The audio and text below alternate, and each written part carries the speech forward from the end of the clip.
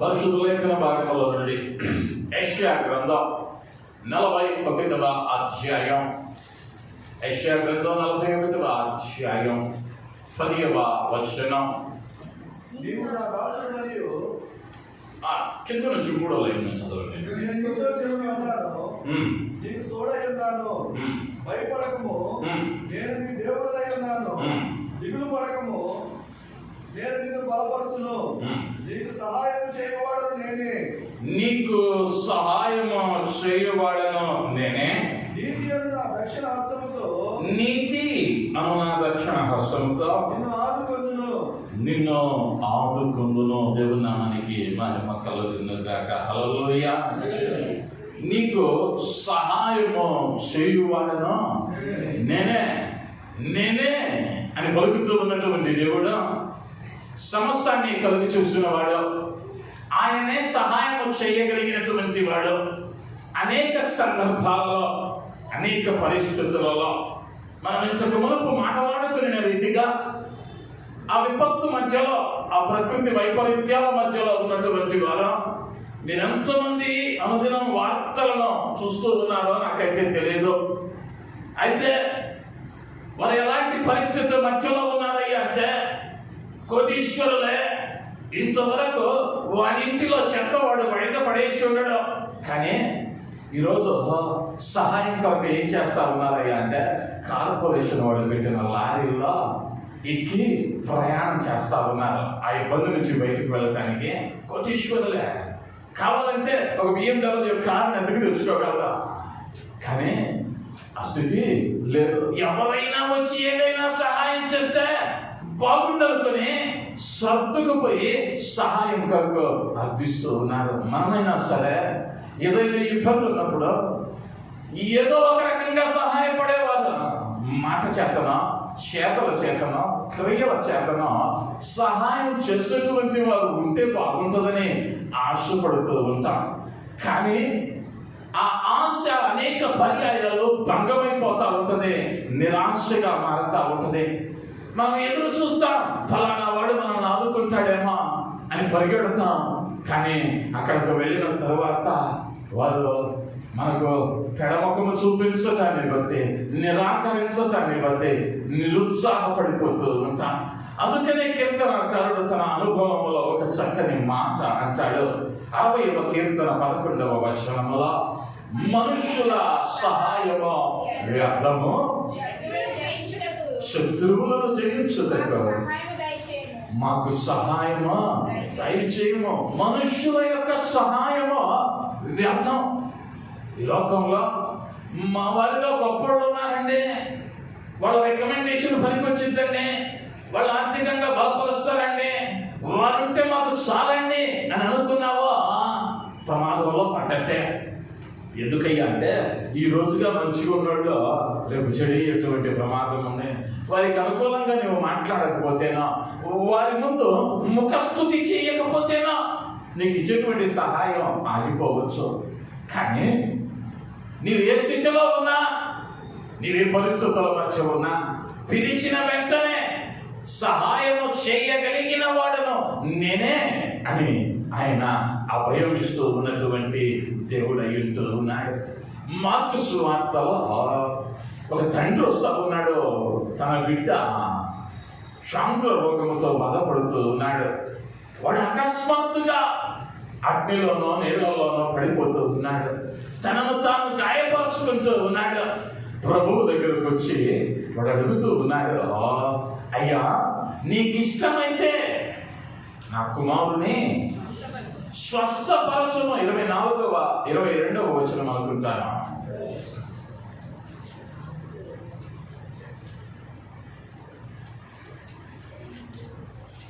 ఆ తండ్రి ప్రభు అడుగుతూ ఉన్నాడు, ఏమైనాను నీ వలనైతే మా మీద కనికరపడి మాకు సహాయము చేయమని. అయ్యా మాకు సహాయం చేయి, మా మీద కనికరపడు, నీ వలనైతే అయితే ప్రభు దానికి అంగీకరిస్తూ ఉన్నాడు. ఆ సహాయం చేయటానికి ఒప్పుకుంటూ ఉన్నాడు. ఆ సహాయాన్ని చేయటానికి తను చెయ్యి సాగుతూ అక్కడ మాట్లాడతాడు. తర్వాత వచనంలో నమ్ముట నీ వలన అయితే నమ్మువారికి సమస్తము సాధ్యమని ఆయనతో చెప్పెను. దేవుడు మనకి మహిమ కలుగును గాక. అయ్యా నాకు సహాయం చేయమని అడిగితే నువ్వు నమ్మితే నేనేం చేస్తానయ్యా అంటే సహాయము చేస్తాను. నమ్మువారికి సమస్తము సాధ్యము అని ఆయన చెప్పి ఆ తర్వాత వచనంలో తిరిగి వాడు అడుగుతూ ఉన్నాడు, అయ్యా అపనమ్మకము కాకుండానట్లు నాకు సహాయము చెయ్యి. ఏదైతే వాడు అడిగాడో ఆ సహాయాన్ని ఆయన చేసిన వానిగా ఉంటూ ఉన్నాడు. వారి కుమారుడు ఆ భయంకరమైనటువంటి వేదన నుండి బయటపడిన వానిగా ఉంటూ ఉన్నాడు. నేను ఆరాధించేటువంటి దేవుడు ఆయన ఎవరయ్యా అంటే గొప్ప సహాయకుడు. ఆయన అలా సాయం చేసేవాడు ఈ లోకంలో మరి ఒకడు లేడు అని నేను ఖచ్చితంగా 100% చెప్పగలను. ఎందుకయ్యా అంటే నేను ఎప్పుడు నా సాక్ష్యంలో చెబుతాను. నేను ఈ రోజు కూడా నా బంధువుల దగ్గరికి వెళ్ళి, నా రక్త సంబంధికుల దగ్గరికి వెళ్ళి, అయ్యా ఈ పూట గడవటం లేదు, పరిచర్యకు వచ్చాను, సేవ మీద ఆధారపడ్డాను, మా సేవను బలపరచండి ఒక్కరి ఇంటికి వెళ్ళాలి. నేను నా సహాయం అంతా ఎక్కడి నుంచి వస్తామన్నదయ్యా అంటే పరమందు నుండి నా సహాయకుడైన దేవుడే నన్ను పోషిస్తూ ఉన్నాడు, నన్ను బలపరుస్తూ ఉన్నాడు. ఈ ఇబ్బందికరమైన పరిస్థితుల మధ్యలో కూడా ఆయన ఎలా ఉన్నాడయ్యా అంటే సహాయం చేయు దేవునిగా ఉంటూ ఉన్నాడు. హల్లెలూయా, హల్లెలూయా. ఒక పూట సాయం చేసి మరో పూట ముఖం చాటేసేవాడు కాదు నేను ఆరాధించే దేవుడు, నేను ప్రకటించే దేవుడు. ఆయన నిత్యము సహాయం చేసే దేవుడు.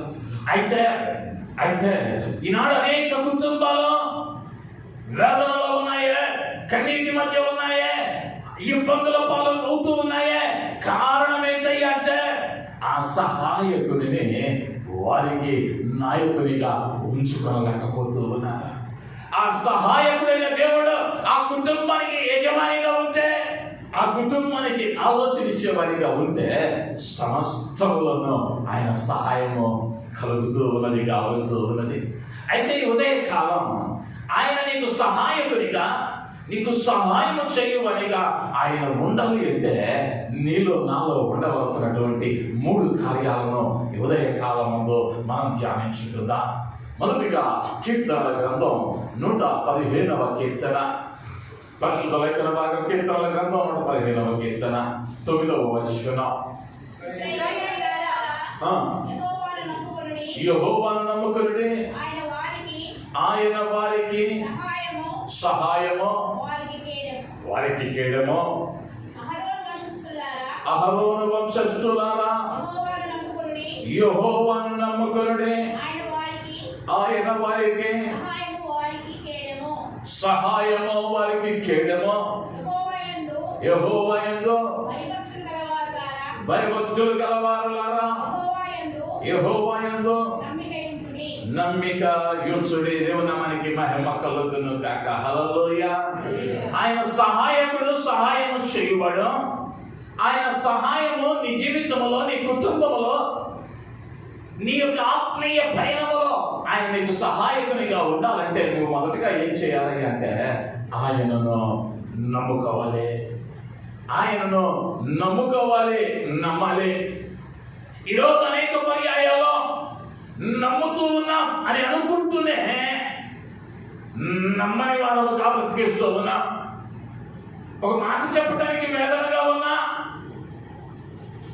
అనేక పర్యాయాల్లో ఇదిలో ఉదయాన్నే పేపర్ తీసుకొని చదవండి, వాటిలో క్రైమ్ న్యూస్లు ఉంటాయి, వాటిల్లో చదవండి. ఎవడో ఒకడు కనిపిస్తాడు, పేరేందయ్యా అంటే పరిశుద్ధుల పేర్లు ఉంటాయి. పరిశుద్ధుల పేర్లు, ఆ పరిశుద్ధుల పేర్లు పెట్టుకొని పాపపు పనులు.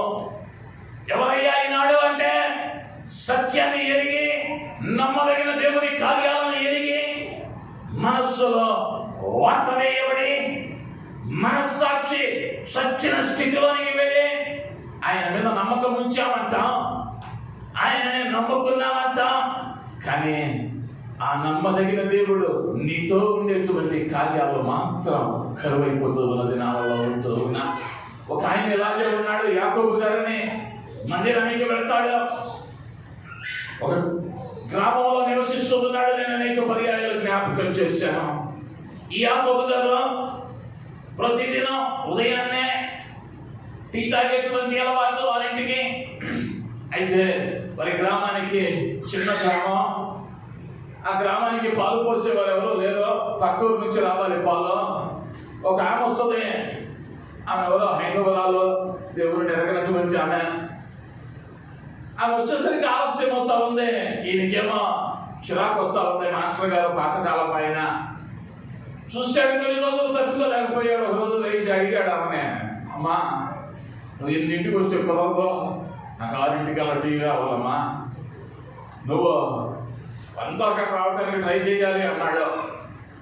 ఈ మంది, అయ్యా మీ ఊరు రావటానికి మధ్యలో ఒక నది పారుతా ఉంది, ఆ నది దాటాలి అంటే పడవ ఉండాలి. ఆ పడవ వాడు 7:45 వస్తున్నాడయ్యా. వాడు వచ్చిన వెంటనే మొట్టమొదటి బండిలో నేనే వస్తున్నానయ్యా, ఇంకా అంతకన్నా ముందు రావటం కుదరదయ్యా అందే. వెంటనే ఈయన అందుకున్నాడు పాట. అమ్మ నీకు తెలుసా, యేసుక్రీస్తు వాడు నీళ్ళ మీద నడిచాడు. నడుస్తా ఉంటే పేతురు వచ్చాడు, అయ్యా నేను నడవనా అన్నాడు. పేతుర్ని నడువు అన్నాడు ప్రభువు. ఆయన అడిగితే నీళ్ళ మీద నడుచుకుంటూ వచ్చేయొచ్చమ్మా అన్నాడు. ఏమి లక్ష్మమ్మ వెళ్ళిపోయింది ఇంటికి.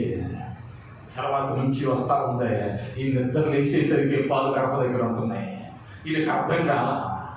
మొన్న అడిగితేనేమో ఏమి తింటి కుదరదయ్యా అందే. ఇప్పుడు నేను నిద్ర లేవకముందే వస్తుందని ఒకరోజు పరిగెట్టుకొని గంధాల కాడే లేచాడు. లేచి ఆమె రాగానే అడిగాడు, అమ్మా ఇప్పుడు ఎట్లా వస్తున్నావు అన్నాడు.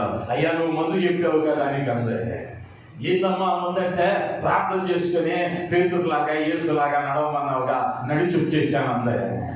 ఈయన అన్నాడు, ఊరికో పిచ్చిదానా, నేనేదో అప్పట్లో జరిగిన సంగతి చెబితే నువ్వేది నిజంగా చెబుతున్నావు అందే. అయ్యా నువ్వు నమ్మట్లేదా, నువ్వు చెప్పింది నేను చేశాను అందే. నువ్వు చెప్పింది నేను చేశా, పదా చూపించు అన్నాడు. అయ్యా నువ్వు కూడా నడుతూ తీసుకెళ్ళింది కాలువ గట్టుకి. ప్రార్థన చేసుకుంది లక్ష్మమ్మ. ప్రార్థన చేసుకొని చక్కగా ఒడ్డుకి వెళ్ళింది, నీళ్ళ మీద నడిచెళ్ళింది. అక్కడి నుంచి క్యాకెత్తుంది, యాకోబు గారు ఇప్పుడు నీవుంతా ప్రార్థన చేసుకొని వచ్చాయి అన్నాడు. ఈయన కూడా ప్రార్థన చేశాడు. ఇప్పుడు ప్రార్థన చేసి కాలంలోకి దిగబోతున్నాడు. నది దాటాలి. ఇప్పుడు పాతకాలం పంతులు గారు కాబట్టి పంచి కట్టున్నాడు. మొదటి కాలు పెట్టేటప్పుడే పంచ పట్టుకుని కొంచెం పైకి ఎత్తాడు. ఎందుకు ఎత్తాడయ్యా అంటే, ఒకవేళ మునిగితే పంచు గడిచిద్దేమో, ఎదుటోరికి చెప్పటానికేమో దేవుడు గొప్ప కార్యాలు చేస్తాడు, దేవుని మీద నమ్మకం ఉంచో అని చెబుతూ ఉన్నా. కానీ నేటి క్రైస్తవ్యంలో నీ ఇంటి దాకా సమస్య వచ్చినప్పుడు, నీ ఇంటి దాకా కష్టం వచ్చినప్పుడు, నీకు బలహీనత కలిగినప్పుడు ఆ నమ్మకంలో నిలచి ఉండగలుగుతూ ఉన్నావా? ప్రశ్నించుకోవలసిన అవసరం ఎంతైనా ఉంటూ ఉన్నది. ఆనాడు జరిగిన అద్భుతాలు ఈనాడు చూడలేకపోతూ ఉన్నాము అంటే కారణం ఏమైందయ్యా అంటే, ఆయనను నమ్ముకొనలేకపోతూ ఉన్నా. కానీ ఆయన ఎవరయ్యా అంటే నమ్మదగిన దేవుడు. నువ్వు కనుక నమ్మగలిగితే నీ పరిస్థితి ఏదైనా నా దేవుడు నీకు సహాయకునిగా ఆయన నిలవబడటానికి సమర్థుడైన వాడు అన్న విషయాన్ని నేను జ్ఞాపకం చేస్తూ ఉన్నాను. కానీ అనేక పర్యాయాలు మనం అజ్ఞానుల వలె జ్ఞానముని చేతులని గ్రంథాన్ని ఇంట పెట్టుకుని దానిని విశ్వసించలేకపోతా ఉన్నా, నమ్మలేకపోతా ఉన్నా. నువ్వు గనక ఈ దినమున ఆయనను నమ్మగలిగితే, ఆయననే నమ్ముకోగలిగితే నీ కార్యాలను ఆయన సఫలపరచేవాడు, నీకు సహాయం చేసేవాడు. నీలో ఎలా ఉండాలయ్యా అంటే, కొంచెమైన అపనమ్మకము కలగకుండా నమ్మకము కలిగి ఆయనలో ఎదగవలసిన వారమై ఉంటూ ఉన్నా. 2వ దినవృత్తాంతముల గ్రంథం 20వ అధ్యాయం 20వ వచనాన్ని చదివితే,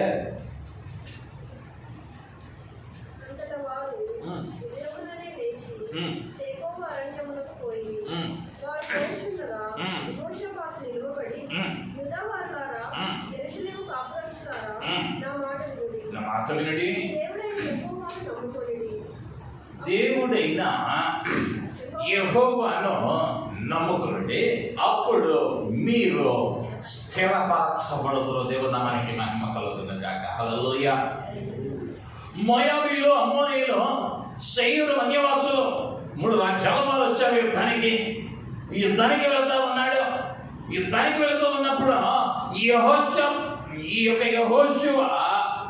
యెహోషాపాతు ఏం చెప్పాలయ్యా అంటే, యెహోషాపాతు వారికి ఏం సలహా ఇవ్వాలయ్యా అంటే, నాయనా కత్తులన్నీ తీసుకున్నారా, కటారాలు తెచ్చుకున్నారా, డాలు తెచ్చుకున్నారా, ఆయుధాలన్నీ మర్చిపోలేదు కదా, ఆయుధాలు ఉన్నాళ్ళు ఉండండిరా బాబు అని చెప్పాలి ఇప్పుడు. కానీ ఏం చేస్తున్నాడయ్యా అంటే, ఆయుధాలు పక్కన పెడితే దేవుడిని నమ్ముకుంటాయా, దేవుడిని నమ్మండి. యుద్ధానికి వెళ్తా ఉన్నా, యుద్ధానికి వెళ్తా ఉంటే కావలసింది ఆయుధాలు కాదు, ఆయన ఉండాలి మాత. ఇశ్రాయేలు వారలారా, యెహోవాను నమ్ముకునుడే, ఆయన మిమ్మును స్థిరపరచును. ఎప్పుడైతే ఈ మాట చెప్పాడో ఇశ్రాయేలు జనాంగం ఆయన నమ్మారు. ఆయనను నమ్మిన తరువాత ఆ తెకోవ అరణ్యంలో ఇప్పుడు బయలుదేరారో, పయనమై యుద్ధానికి వెళ్తా ఉన్నారో. 22వ వచనంలోనికి వచ్చేసరికి ముందు గాయకులు నిలవబడ్డారు. వారు పాటలు పాడుచు యెహోవా యూదా వారి మీదకి వచ్చిన అమ్మోనీయుల మీదను, మోయాబీయుల మీదను, శేయరు మన్యవాసుల మీదను మాటుగాండ్లను పెట్టెను కనుక వారు హతులైరి. యుద్ధం చేయలా, యూదా జనాంగం యుద్ధం చేయలా. దేవుడు ఇచ్చేసాడయ్యా అంటే, ఆయనను నమ్ముకుంటే వీరి పక్షంగా ఆయన యుద్ధం చేశాడు. నీవు ఆయనను నమ్ముకుంటే నీ పక్షంగా నీ కార్యం జరిగించడానికి ఎవరితో మాట్లాడాలో, ఎవరి హృదయం కదిలించబడాలో, ఎక్కడ మార్పు రావాలో, ఏది పొడ్చబడాలో, ఎక్కడ హెచ్చింపబడాలో సమస్తమును ఆయన ముందుండి జరిగించే దేవుడు, నీకు సహాయం చేసే దేవుడు. అనేక పర్యాయాలు సహాయం కొరకు అటు ఇటు పరిగెడతా ఉంటాం. నువ్వెక్కడికి పరిగెత్తాల్సిన అవసరం లేదా. నా ప్రభు పాదాల చెంత కూర్చొని, అయ్యా నాకు సహాయము చేయమని, నిన్నే నమ్ముతూ ఉన్నానని, నీ మీదే ఆధారపడ్డానని ఆయనను నమ్ముకుంటే చాలా. ఆయనను నమ్ముకుంటే చాలా. మనుషుల్ని నమ్ముకుంటే నేను నమ్ముకుంటాడా? భక్తుడు రాశాడు, నమ్ముకున్న అమ్మలు ఏం చేశారయ్యా అంటే, తమ్ముడిని యోసేపుని అమ్ముకున్నారా. నమ్మిన శిష్యుడు ఏం చేశాడయ్యా, ఇస్కరియోతు యోధ అంటే యేసును నమ్ముకున్నాడా.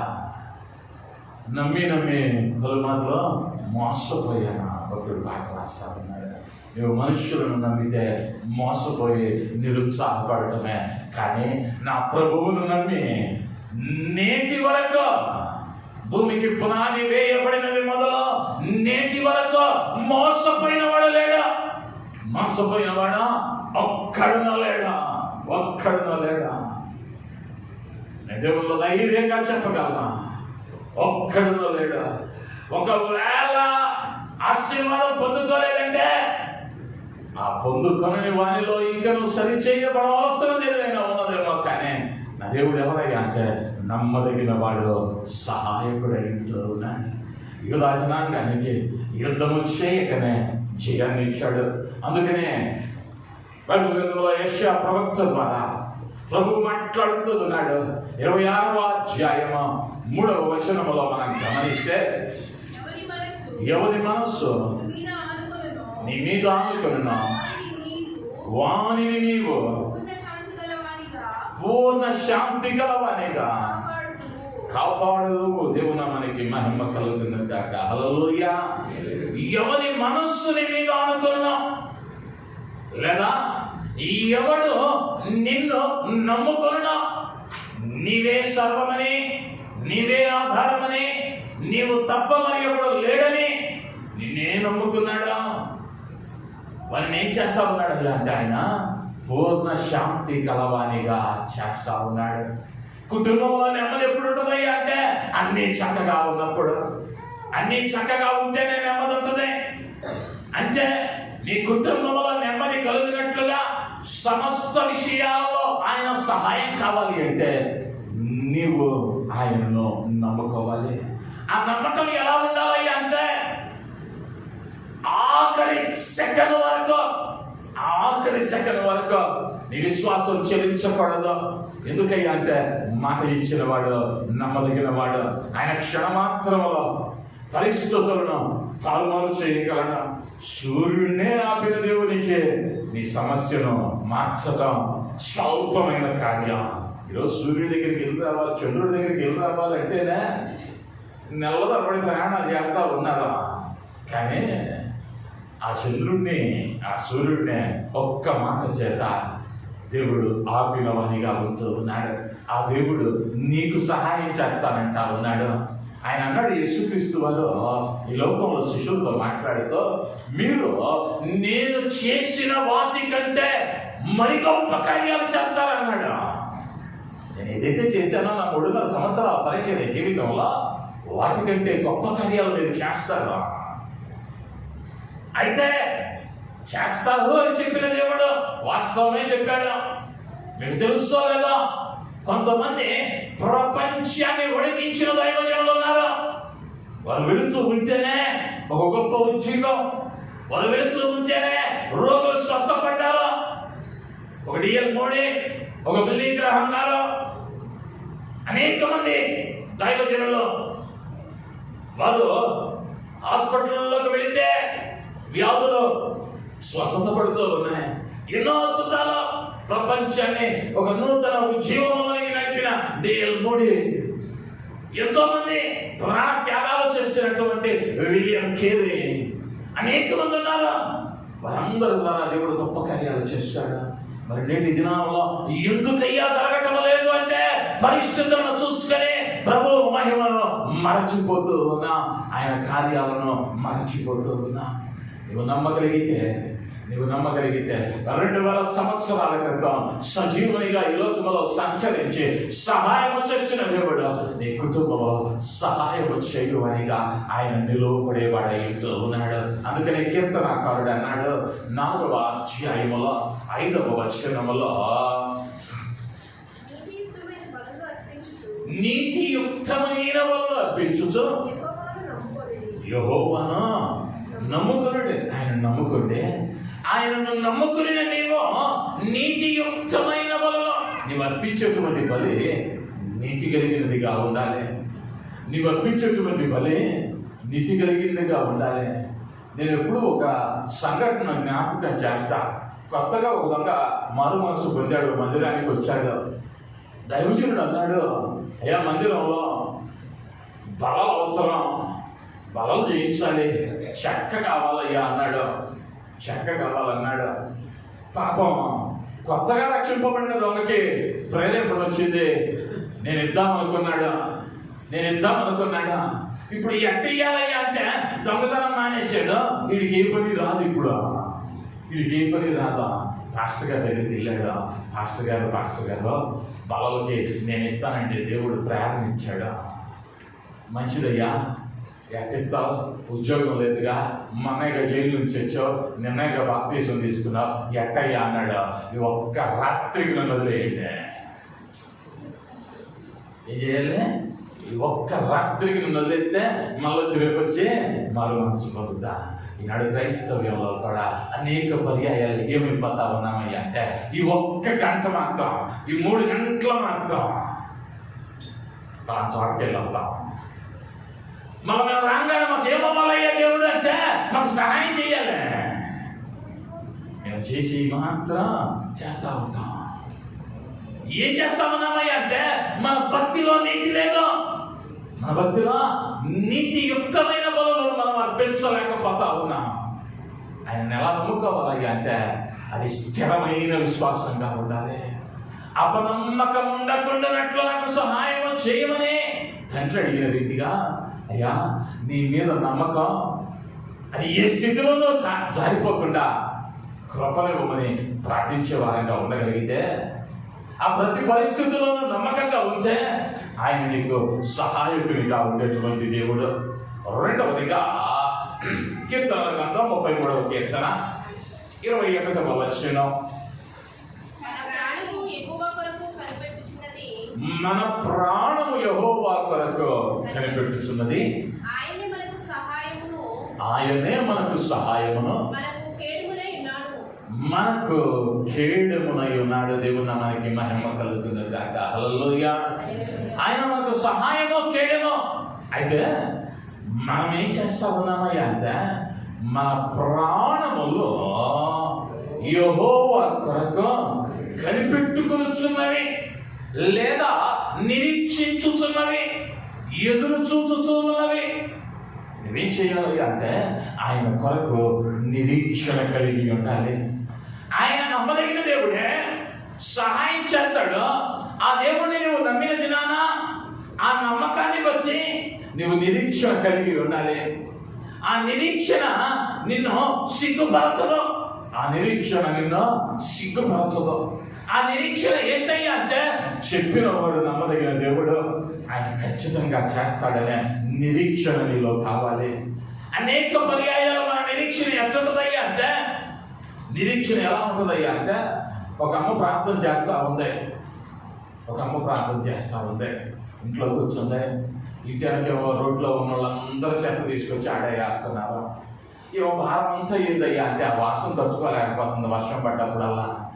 అయ్యా, ఈ ఇంటి వెనక ఉన్నటువంటి చెత్త కుప్పను తీసివేయి, నమ్ముట నీ వలన అయితే సమస్తం సాధ్యమన్నా. ఆవుకిందంత విశ్వాసం ఉంటే కొండను సముద్ర ధరణ పడమంటే పడిద్దన్నా. నా ఇంటి వెనక ఉన్నటువంటి చెత్త కుప్పను తీసి ఇంకో ఇంటి ముందు వెయ్యయ్యా అని ప్రార్థన చేస్తాను. ఇప్పుడు నా ఇంటి వెనక ఉన్న చెత్త కుప్ప తీసి ఇంకో ఇంటి ముందే ఉపవాసం ఉంది, మోకరించింది, గంట ప్రార్థించింది, కెరట తలుపు తీసి చూసింది, చెత్తకుప్ప అక్కడే ఉంది. అయ్యో, ఇంకా ప్రభు వినలేదేమా? మళ్ళా 4-5 వాగ్దానాలు జ్ఞాపకం చేసింది. అయ్యా, మాట తప్పని వాడవుగా, సత్యవంతుడివిగా, నీ మాట అగ్ని వంటిదన్నావుగా. మళ్ళా 4 ప్రార్థనలు చేసే, మళ్ళా తెలిసి చూసింది, మళ్ళా ఆడే ఉంది. ఇక 12 అయ్యేసరికి ఆకలి అవుతుంది. ఉపవాసం ఉందాం అనుకుంది, ఇక ఆకలేకపోయింది. ఇక అంటుంది ఇప్పుడు, నా పిచ్చి కాకపోతే చెత్త ఎక్కడికెళ్ళిద్ది, చెత్త ఎక్కడికెళ్ళిద్ది. అమ్మగారి విశ్వాసం ఏందయ్యా అంటే ప్రార్థన మొదల్లోనే ఇది వెళ్ళిద్దో లేదో అని పరీక్ష చేస్తా ఉంది. ఈరోజు కూడా విశ్వాసం ఎలా అయిపోతా ఉన్నామయ్యా అంటే నీ కొరకు ప్రాణం పెట్టిన ప్రభువుకే పరీక్షలు పెడతా ఉన్నాం. దేవుడు అండి మాకు చైతన్యండి, మేము దేవుడికి ఇది చేస్తామండి. నేను ఎప్పుడు ఒక మాట చెబుతా, నువ్వేదో చేస్తే చేయటానికి నా ప్రభువు లంచగొండి కాదు. ఆయన పెట్టిన భిక్షతో బతుకుతూ ఉన్నాం మనం. ఆయన మనకేసిన భిక్ష ఈ ప్రాణం, ఈ దేహం. కరోనా కాలంలో గమనించారో లేదో, రోజుకి 1,00,000-2 లక్షలు పెట్టారు ఆక్సిజన్కి. నువ్వు ఎన్ని రోజులు బతికావు, దానికి ఎన్ని లక్షలు కట్టాలి. నీ ఆస్తి, నీ బంధువుల ఆస్తి అంతా అమ్మి తెచ్చినా కట్టలేవు. నువ్వు బానిసగా బతకాల్సిందే. ఇప్పుడు అనుకున్నా,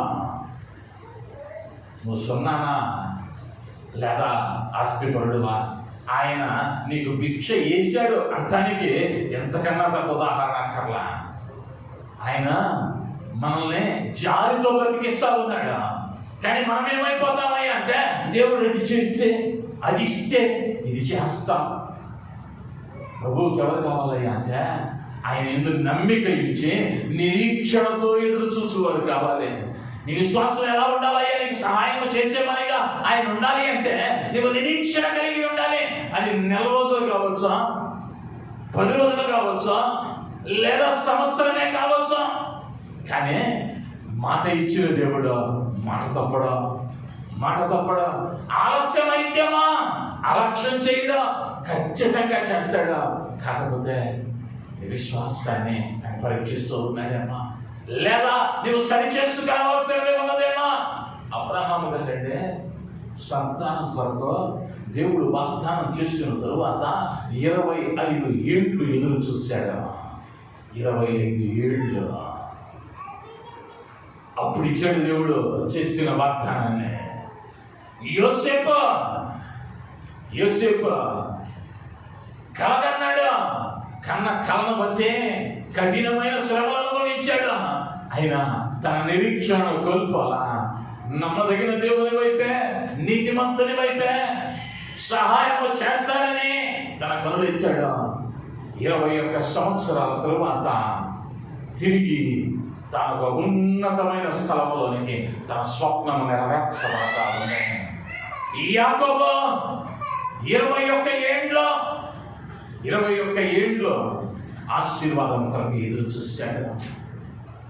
యోబు ఇంచుమించు 13 ఏండ్లో భయంకరమైన వ్యాధితో నా ప్రభువు నా నీతిని తిరిగి జ్ఞాపకము చూసుకొని నా మునుపటి స్థితిని ఇస్తాడని వేదనతో ఎదురు చూశాడు. ఆ నిరీక్షణ మరి మన జీవితాలలో ఉందా? ఒక్క మాసం ఏదైనా ఆలస్యమైతే మందిరాన్ని కొట్టేస్తా ఉన్నామే. ఒక్క నెల ఏదైనా ఇబ్బంది వస్తే వాక్యం చదవటం మానేస్తా ఉన్నా, ప్రార్థన చేయటం మానేస్తా ఉన్నా, ప్రభువుకు దూరం అయిపోతా ఉన్నా, ప్రభువుకు పేర్లు పెడతా ఉన్నాం, సేవకులకి ఏమో ట్యాగ్ లైన్ ఇచ్చేస్తా ఉన్నాం. ఏమైపోతా ఉన్నా మన నిరీక్షణ కలిగి ఉంటేనే సహాయం. నిరీక్షణ కలిగి ఉంటేనే సహాయం అన్న విషయాన్ని మనం జ్ఞాపకం చూసుకునవలసిన వారమై ఉంటూ ఉన్నాం. అందుకనే కీర్తనకారుడు అంటూ ఉన్నాడు, కీర్తనల గ్రంథం 42వ అధ్యాయం 5వ వచనంలో, నా ప్రాణమా దేవుని నమ్ముకుని మౌనముగా ఉండమా, ఆయన వలననే నాకు నిరీక్షణ కలుగుచూ ఉన్నది. దేవుని మనకి మహిమ కలుగుతున్న కాక. హల్లెలూయా, హల్లెలూయా. నా నిరీక్షణ ఎవరి వల్ల కలుగుతూ ఉన్నదయ్యా అంటే ఆయన వల్ల కలుగుతా ఉన్నది. నీవు దేవుని నమ్ముకుని మౌనముగా ఉండు. అదే 43వ కీర్తన 5వ వచనంలో అంటాడు, నా ప్రాణమా నీవేళ కృంగి ఉన్నావు, నాలో నీవేళ తొందరపడుచున్నావు, దేవుని యందు నిరీక్షణ ఉంచుమా. ఆయన నా రక్షణకర్త, నా దేవుడు. ఇంకను నేను ఆయనను స్తుతించెదను.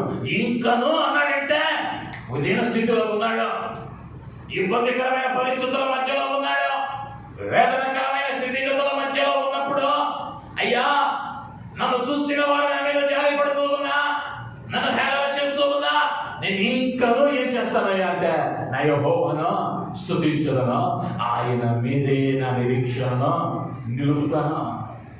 అంతటి విశ్వాసాన్ని కలిగి ఉన్నాడు కాబట్టి, ఆ నిరీక్షణ కలిగి ఉన్నాడు కాబట్టి దేవుడు దావీదు కుటుంబాన్ని ఆశీర్వదించాడు. మరి నీ నిరీక్షణ ఆయన త్వరలో రాబోతూ ఉన్నాడు. ఆయనతో పాటు మనల్ని ఆయన నుండి చోటులోనికి తీసుకుని వెళ్తాడు అన్న నిరీక్షణను ఆయన మనకు కలుగు చేశాడే. ఎత్తబడిన వారిలో ప్రథమునిగా ఆయన మృతుల పునరుద్ధానం ద్వారా మరణించి తిరిగి లేచాడే. మృతుల పునరుద్ధానంలో మీరు కూడా లేపబడతారన్నాడే.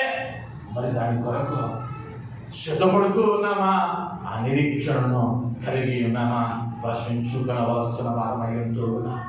మొదటిగా ఆయన నీకు సహాయం చేయాలి అంటే నువ్వేం చేయాలి అంటే ఆయనను నమ్ముకోవాలి. రెండవదిగా ఆయన సహాయం మన కుటుంబాలలో ఉండాలి అంటే ఏం చేయాలి అంటే ఆయన యందు నిరీక్షణ ఉంచాలి. మూడవదిగా ఫిలిప్పీయులకు రాసిన పత్రిక 4వ అధ్యాయము 3వ వచనం. ఫిలిప్పీ పత్రిక 4:3. అవును, నిజమైన సహకారి ఆ స్త్రీలు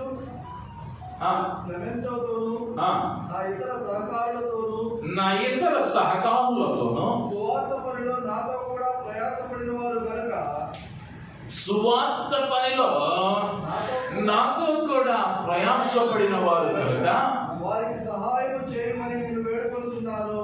వారికి సహాయం చేయమని నిన్ను వేడుకొనుచున్నాను. దేవుడు నామానికి మహిమ కలుగును గాక. హల్లెలూయా.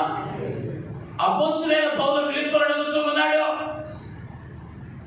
అయ్యా వీరికి సహాయం చేయి అని బ్రతిమలాడుతూ ఉన్నాడు, వేడుకుంటూ ఉన్నాడు. ఎవరికయ్యా సహాయం చేయమని వేడుకుంటూ ఉన్నాడయ్యా అంటే సువార్త పనిలో ప్రయాసపడిన వారు. అంటే దేవుని కొరకు ప్రయాసపడిన వారికి ఆయన ఏం చేస్తాడయ్యా అంటే సహాయం చేస్తాడు. నీవేం చేయాలయ్యా అంటే ఆయన కొరకు ప్రయాసపడాలి. ఎందుకు ప్రయాసపడాలయ్యా అంటే ఒక మాటలో మనం చెప్పుకుంటే మత్తయి సువార్త 11:28 ప్రయాసపడి భారము మోయించున్న సమస్త జనులారా నా యొద్దకు రండి, నేను మీకు విశ్రాంతి కలుగు చేస్తాను అని నీ భారాన్ని ఆయన భారంగా మార్చుకొని ఆయన నీ కొరకు నా కొరకు మరణించి నీ శాపాలను తిప్పివేసి నీ పాపాలను తుడిచివేసి నీవు తినవలసిన కొరడాదెబ్బలను ఆయన భరించి నీవు మోయవలసిన శిలువను ఆయన మోసి నీ పక్షంగా త్యాగం చేశాడు కాబట్టి, నీ భారాన్ని తీసివేశాడు కాబట్టి నీవేం చేయాలయ్యా అంటే ఆయన కొరకు ప్రయాసపడవలసిన వారం, ఆయన కొరకు మనం ప్రయాసపడవలసిన వారము అని అనటంలో ఎటువంటి సందేహం లేదు. అయితే అనేక పర్యాయాల్లో ఆయన కొరకు ప్రయాసపడటం మానివేసి మనం వ్యర్థమైన ప్రయాసలో మునిగిపోయి కావలసిన సహాయాన్ని అందుకోలేక ఇబ్బందులు గుండా వెళుతూ ఉన్నా మహాజ్ఞాని అని పిలువబడినటువంటి వ్యక్తి సొలొమోను అంటాడు. ప్రసంగి గ్రంథం 5వ అధ్యాయము 16వ వచనానికి వస్తే అతడు వచ్చిన ప్రకారముగానే మరలా పోవును, గాలికి ప్రయాసపడి సంపాదించిన దాని వలన వానికి లాభమేమి. దీని కొరకు పడ్డాడు కష్టం అంటే ప్రయాసపడి సంపాదించాడు. కానీ అంత సంపాదించి ఏమయ్యాడయ్యా అంటే వచ్చిన రీతిగానే వెళ్ళిపోయాడు. తిండి తినకుండా, దానం చేయకుండా, చేతులు ముడుచుకొని ఏం చేశాడయ్యా అంటే దాచుకున్నాడు. ఇప్పుడు ఏమయ్యాడయ్యా అంటే వచ్చిన రీతిగానే మరలా వెళ్ళాడు. ఎట్టొచ్చాడయ్యా అంటే మట్టి నుంచి వచ్చాడు, మళ్ళా మట్టి అయిపోయాడు. ఇప్పుడు వాడు సంపాదించిన దాని వలన వానికి ఏమి లాభము? ఇవన్నీ ఆలోచించగా అవి నాకు ఆయాసకరముగా ఉన్నవి అన్న విషయాన్ని జ్ఞాని చెబుతూ ఉన్నాడు. అనేక పర్యాయాలు సంపాదించుకోవాలి మంచిదే, కానీ సంపాదనే ధ్యేయంగా పెంచుకొని ప్రభువు కొరకు నీవు చేయవలసినది చేయకుండా మానేస్తూ ఉన్నావేమో, దాని వలన ప్రయోజనం లేదు. ప్రభువు అన్నాడు, మీరు ఇక్కడ కూర్చుకొనవద్దు, ఇక్కడ చిమ్మట చెదలు కొట్టేంతనే చెదలు కొట్టేంతని. మీరు ఎక్కడ కూర్చుకోవాలి అంటే పరమందు కూర్చుకోవాలి. ఆ పరమందు కూర్చుకోవడానికి కొన్నిసార్లు నిష్ఠూరాలాడేస్తూ ఉంటాం. సత్యాన్ని నిజం చెప్పండి, ఎవరికైనా వెళ్ళే అంత తొందరగా అంగీకరించాం. ఏదైనా తప్పుడు మాట చెప్పండి. అందుకనే పెద్దోళ్ళు అన్నారు, నిజమంట గడప దగ్గర చెప్పులు వేసుకునేసరికి అబద్ధం అంట ఊరంతా రౌండ్ వేసి వచ్చిందంట. గడప దాట్లా ఇంకా నిజం, కానీ అబద్ధం ఊరంతా ఒక రౌండ్ వేసి వచ్చింది. అనేక పర్యాయాలు విలాసాల కొరకు లేదా భోగభాగ్యాల కొరకు మన సమయాన్ని, మన శక్తిని, మన ప్రయాసను వెచ్చిస్తున్నాం. కానీ నీ కొరకు ప్రాణం పెంచాడే, 4 ఏళ్ళు 3 పూటలు నోటిలో వెళ్ళడానికి సహాయం చేశాడే, ఆయన కొరకు ఏమి ప్రయాసపడుతూ ఉన్నా ప్రశ్నించుకోవలసిన అవసరం ఎంతైనా ఉంది. అపోస్తలుడైన పౌలు ఫిలిప్పీయులకు అదే చెబుతూ ఉన్నాడు. ప్రభువు పని కొరకు ప్రయాసపడుతూ ఉన్నటువంటి, స్వార్థ పని కొరకు ప్రయాసపడుతూ ఉన్నటువంటి వీరికి సహాయమా చేయి. యోబు భక్తుడు అంటా ఉన్నాడు 20వ అధ్యాయం 18వ వచనంలో, యోబు గ్రంథం 20వ అధ్యాయం 18వ వచనం,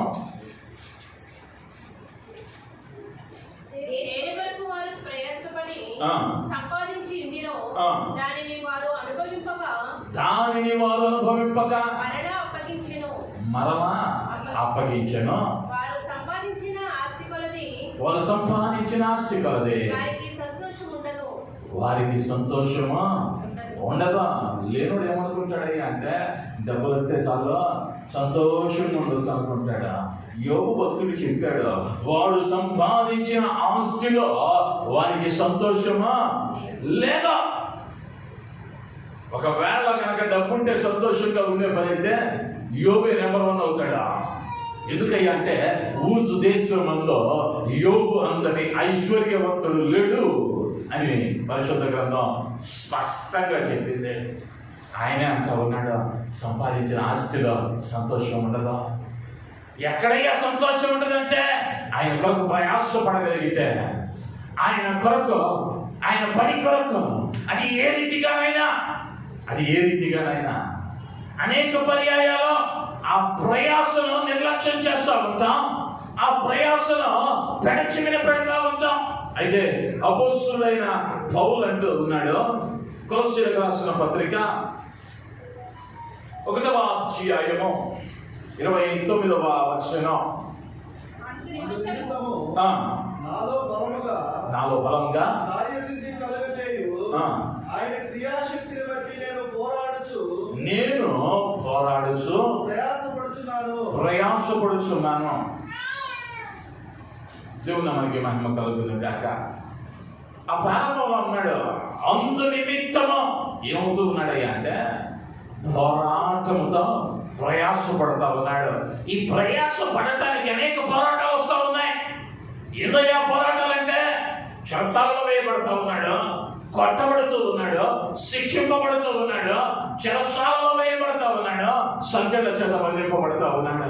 అనేక పోరాటాలు జరుగుతూ ఉన్నాయి. అవమానిస్తూ ఉన్నారు, నిందిస్తూ ఉన్నారు, హేళన చేస్తూ ఉన్నారు. ఎన్ని ఎందుకు జరిగినాయి అంటే ఆ ముందున్న వచనంలో 28వ వచనం, క్రీస్తునందు సంపూర్ణునిగా చేసి ఆయన ఎదుట నిలువబెట్టవలెనని సమస్త విధములైన జ్ఞానముతో మేము ప్రతి మనుష్యునికి బుద్ధి చెప్పుచు ప్రతి మనుష్యునికి బోధించుచు ఆయనను ప్రకటించుచున్నాము. ఇన్ని కూడా ఎందుకు భరించామయ్యా అంటే వారిని పరిపూర్ణునిగా క్రీస్తు ఎదుట నిలువబెట్టుట కొరకు మేము ప్రయాసపడుతూ ఉన్నది. ఎందుకయ్యా అంటే వారిని గద్దించి బోధించి పరిపూర్ణునిగా క్రీస్తు ఎదుట నిలువబడటం కొరకు. అపోస్తలుడైన పౌలు ఎలా పోరాడాడయ్యా అంటే పోరాడుతూ ప్రయాసపడ్డాడు. ఈ రోజుల్లో నేను పోరాడవలసిన అవకాశం లేదా, అవసరం లేదా? ప్రయాసపడితే చాలు. ప్రక్కన ఉన్న వాడికి సువార్త చెప్పడానికే ప్రయాసపడాల్సిన అవసరం కూడా లేదు. ప్రయాణంలో వెళ్తా ఉన్నాం, ఒక్క మాట మన కష్ట సుఖాలు తెలుసుకుంటూ ఉన్న సందర్భంలో ఒక్క మాట అర్థం వేస్తే సరిపోయితే, నువ్వు వెతితే దానికి నీరు పోయేవాడు, దాన్ని ఫలింప చేయవాడు పరిశుద్ధాత్ముడు. కానీ మనకేమైపోయిందయ్యా అంటే మన చుట్టూ ఉన్న మనుషులే కావాలి, దేవుడు అక్కర్లా. దేవుడు ఎప్పుడు కావాలయ్యా అంటే ఏదైనా రోగం వస్తే, ఏదైనా ఇబ్బంది వస్తే, ఏదైనా కష్టం వస్తే అప్పుడు వస్తాం. ఈనాడు ఏమవుతున్నదయ్యా అంటే ఏం పనులు చేస్తున్నామో కూడా అర్థం కావట్లా. కొన్ని స్టాటస్ చూస్తుంటే ఏడుపు వస్తా ఉందయ్యా. ఏం పెట్టాలో పెట్టకూడదో కూడా తెలియట్లా మనకి. ప్రభువుని ఎలా కనపరచాలో తెలియట్లా. వేదన క్రైస్తవులమే, భక్తి పనులమే, విశ్వాసులమే. ఏది నీ సాక్ష్యం? నలుగురు మెప్పు పొందటానికి ఏశావు ఒక్క పూట కూటి కొరకు జ్యేష్ఠత్వాన్ని కోల్పోయి అల్లాడిపోయాడు. నువ్వు దేని కొరకు ప్రయాసపడాలయ్యా అంటే ఈ లోకంలో మేడ విద్యలు సంపాదించడానికి కాదు. అది నీతో లాభం. మట్టితో వచ్చిన వాడివే, మట్టితోనే వెళ్ళాలి. ప్రసంగి అంటాడు, ఆ 4-5 అధ్యాయాల్లో చక్కగా చెప్పాడు. నువ్వు గాలికి కష్టపడి సంపాదించి సమకూర్చిన నీ ఆస్తి నీవు మరణించిన తరువాత నీ బిడ్డలో దానిని సరైన రీతిలో వాడేదరో, దుర్వినియోగం చేసేదరో, దుర్వ్యాపారం చేసేదరో నీ ఎరుగుదువా? అది నీ ఇంటి వారికి ఉండునో లేదా మరి ఒకడు తీసుకున్నా నీ వెలుగుదువా? అది ఉంటుందో ఉండదో తెలియదు. దాని కొరకు ఏం చేస్తామయ్యా అంటే మందిరాలు మానేస్తాం, ప్రార్థనలు ఉండవు, బైబుల్ చదవటం ఉండదు. ఇటు కొరకు అయ్యా ఓవర్ చేంజ్ చెయ్యాలి. దీనికి ₹4 సంపాదించుకోవటానికి.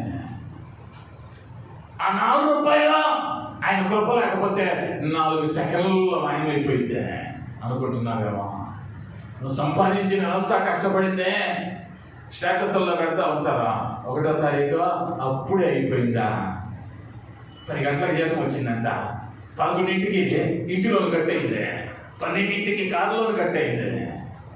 జీతం పడిన వెంటనే బ్యాలెన్స్ ఎంత అయ్యంటే 1,50,000. 11 గంటలకు అది 1,10,000కి వచ్చింది, 12ంటికి అది 70,000కి వచ్చింది. సాయంత్రానికి ఎంత అయింది అయ్యా అంటే ₹100 వచ్చింది. జీతం ఎంత వచ్చింది అయ్యా అంటే 1,50,000 వచ్చింది. గొప్పకుంది. మరి 1వ తారీఖు సాయంత్రానికి ₹100 అయిపోయింది. ఇంకా 29 రోజులు ఉన్నాయా? ఇంకా 29 రోజులు ఉన్నాయా?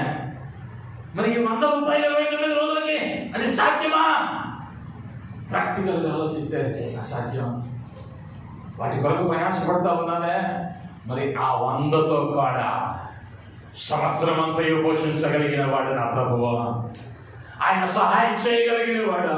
సారేపతిలో కరువులో ఉంది, రేపు పొద్దున చచ్చిపోతామయ్యా, ఎంత పిండే ఉందయ్యా, మమ్మల్ని అడగొద్దయ్యా అంటాయా.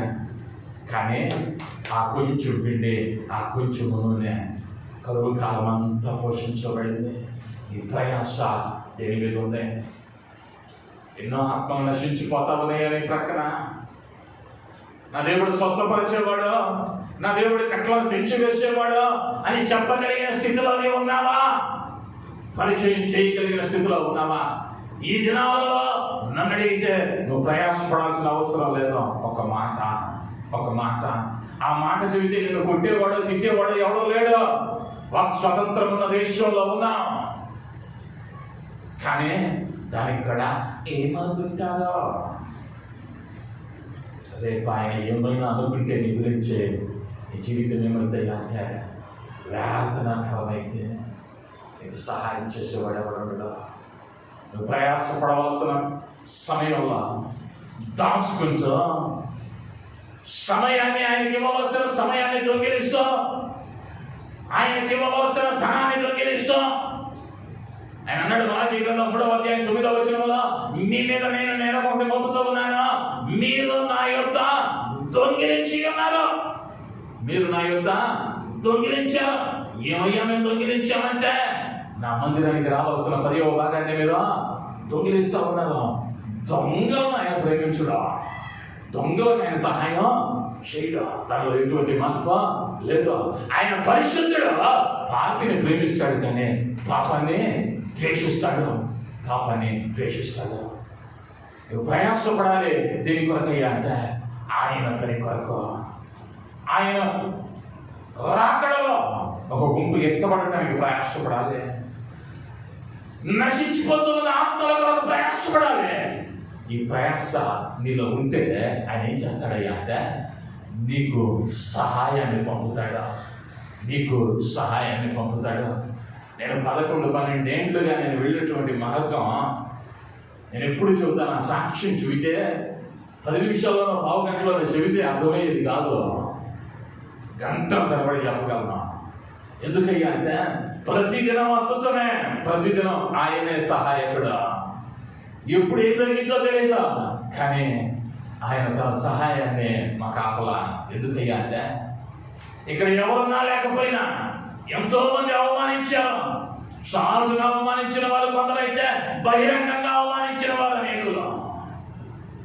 ఎన్ని అవమానాలు ఎదురైనా మా పని ఏంటయ్యా అంటే ఆయనను బోధించడానికి, ఆయన విషయాలను తెలియచేయటానికి, ఉన్నది ఉన్నట్లుగా ప్రకటించడానికి నన్ను పిలిచాడు కాబట్టి, మమ్మల్ని పిలిచాడు కాబట్టి నేను ప్రయాసపడుతూ ఉన్నా. ఆ ప్రయాసకు తగిన ఫలితం నేను ఖచ్చితంగా నమ్ముతా. నా ప్రభువు మహిమకరమైనటువంటి కిరీటాన్ని ఇవ్వబోతూ ఉన్నాడు, దానిలో సందేహం లేదు. నా ప్రభువు సహాయకునిగా నిలవబడ్డాడు నాకు. కాబట్టి ఈరోజు సంతోషంగా ఆయన పని చేయగలుగుతూ ఉన్నా. నీవు కూడా ఆయన కొరకు ప్రయాసపడగలిగితే వేదిక మీదకి వాక్యం చెప్పడం మాత్రమే ప్రయాస కాదా, ఆయన కొరకు నువ్వు చేయగలిగినది నీకు ఇచ్చిన సామర్థ్యమును బట్టి. అలాంటి అపోస్తులలో పరిచర్యలో స్త్రీలు విరివిగా సహాయపడ్డారు. ఒక విధవరాలు ఉంది, ఆమె ఉన్ని దుస్తులను కుట్టి అనేక మందికి సహాయం చేసిందని పరిశుద్ధ లేఖనాలలో మనం చదువుతూ ఉన్నా. మరి నీ ప్రయాస దేని కొరకు? ఈ లోకంలో అంతలో మాయమైపోయే చూచి అల్పమైన వాటి కొరకు ప్రయాసపడుతూ ఉన్నావా? ప్రభు పని కొరకు ప్రయాసపడుతూ ఉన్నావా? ప్రశ్నించుకున్నా. ఆయనకి సహాయం చేయాలి అంటే 3 కార్యాలు నీ జీవితంలో ఉండాలి. మొదటిగా ఆయనను నమ్ముకోవాలి. రెండవదిగా ఆయన నిరీక్షణ ఉంచాలి. మూడవదిగా ఆయన కొరకు ప్రయాసపడాలి. అటు కృపను భాగ్యాన్ని దేవుడు నాకు ఇచ్చులాగన తలవంచుదాం. ప్రార్థన. కృప కలిగిన మా యేసయ్య, ఈ పరిశుద్ధ లేఖనాల ద్వారా నువ్వు మాట్లాడిన ప్రతి మాటకై వందనాలు అయ్యా. నీ మాటలలో అయ్యా నీ సహాయం కొరకు మేము చూస్తున్నా. నీ సహాయాన్ని పంపండి. విడుదలైనా నీ యందు నమ్మిక ఉంచి, నీ యందే నిరీక్షణ కలిగి నీ కొరకు ప్రయాసపడేవారిగా మార్చి నీవు ఇచ్చేటువంటి సహాయాన్ని పొందగలుగుతాం. కుటుంబాలు స్థిరపరచబడటానికి, ఆశీర్వదింపబడటానికి, దీవింపబడటానికి, నీ మేలులను అనుభవించటానికి అయ్యా నీవే కృప చూపించుమని, అయ్యా కనికరించుమని, దీవించుమని. నీ కృపాబాహుళ్యము చేతనైనా చేయవచ్చిన ప్రతి బిడ్డకునైనా అటు జ్ఞానములనైనా ధన్యతను భాగ్యాన్ని మీరు అనుగ్రహించి మీరు మహిమ పొందమని, దీవించుమని యేసుక్రీస్తు వారి శ్రేష్టమైన నామములో అడిగి బ్రతిమలాడి వేడుకుంటూ నామ తండ్రి. ఆమేన్.